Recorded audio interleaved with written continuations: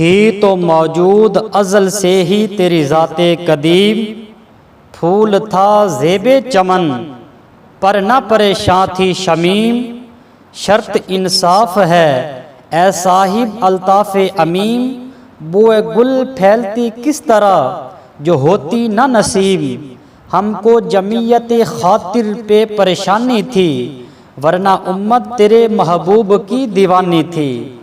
تو سامعین محترم، اس شکوہ میں کچھ مشکل الفاظ استعمال ہوئے ہیں، پہلے ان کے معنی سماعت فرما لیں، اس کے بعد تشریح ہوگی۔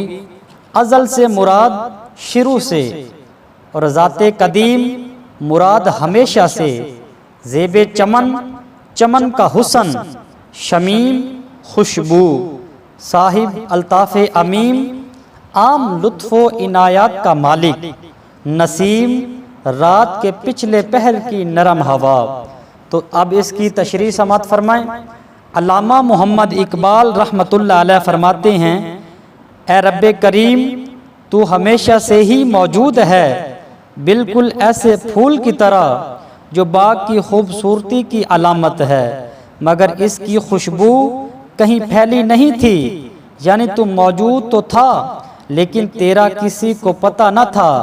اے لطافتوں اور عنایات کے مالک، تو انصاف کرنے والا ہے، تو ہی فرما دے کہ اگر ہوا نہ چلتی تو تیری خوشبو سے کون واقف ہوتا۔ ہم تیرے محبوب صلی اللہ علیہ وآلہ وسلم کی امت تیری خوشبو کو پھیلانے کے لیے ہر جگہ دوڑتے پھرتے رہے، اور اسی پریشانی کو ہم نے اپنے دل کی تسلی بنا لیا، یعنی ہمارے لیے تیری خوشبو پھیلانے کا کام راحت جاں بن گیا۔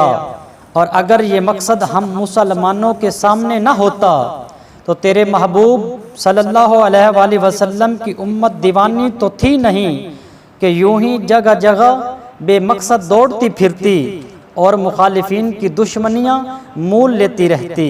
تو سامعین، آج کی یہ ویڈیو اگر آپ کو پسند آئی ہو تو لائک اور شیئر ضرور کر دیں۔ ملتے ہیں اگلی ویڈیو میں، تب تک کے لیے اللہ حافظ۔